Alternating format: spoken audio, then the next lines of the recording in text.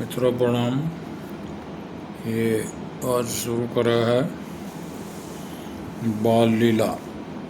ये है रामायण है ये है, और इसमें से कुछ प्रसंग आपको सुनाता हूँ जो बहुत ही बढ़िया, बहुत ही यदि हमारे समाज के लोग, सनातन धर्म के लोग रामायण और गीता को पढ़ेंगे तो किसी जगह जाने की ज़रूरत नहीं। आपके सभी सवालों के जवाब यहीं मिलेंगे। तो परमात्मा श्री राम अयोध्या जी में प्रकट हुए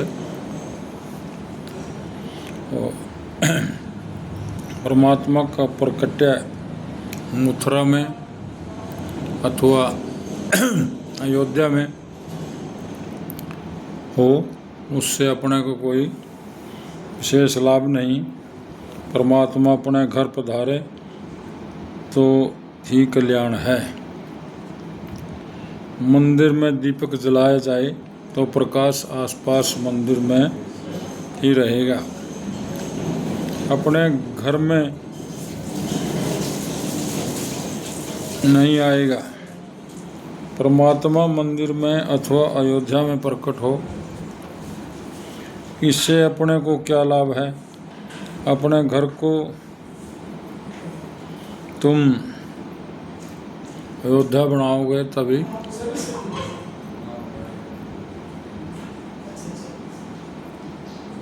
राम प्रकट का श्रेय तुमको मिलेगा। तीर्थ में रहना ठीक है, परंतु हम सभी अयोध्या जी में जाकर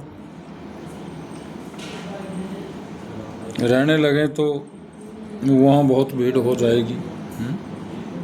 अयोध्या संतों की भूमि है।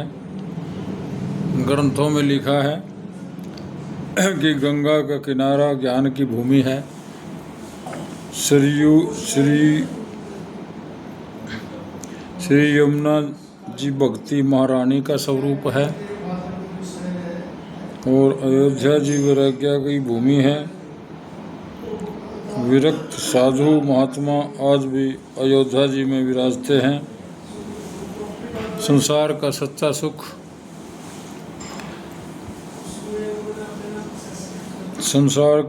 सुख नहीं है, ऐसा जिसको विश्वास हो चुका है वही वैराग्य कर सकता है, वही मुक्ति कर सकता है, वही भक्ति कर सकता है।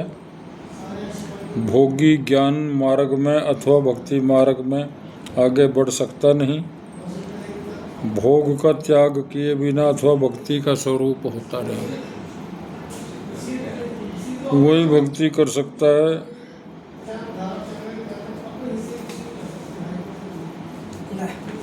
भोग का त्याग किए बिना ज्ञान अथवा भक्ति का आरंभ किए नहीं होता। संसार का सुख जिसको तुच्छ लगता है वही भक्ति कर सकता है। संसार का भोग जिसे रोग के समान लगता है, लौकिक संपत्ति में, परिग्रह में जिसे विपत्ति दिखती है, विषयों का संयोग केवल योग के लिए ही है, क्षणिक है। ऐसा जो जानता है वही ज्ञान भक्ति का वृद्धि कर सकता है। तो ये कुछ बाल लीला के बारे में आगे कंटिन्यू करते रहेंगे। तो अच्छी लगे तो इसको लाइक शेयर कमेंट करना। आपका भाई युधिष्ठिर तोमर। तो इसमें आपको बहुत कुछ मिलेगा।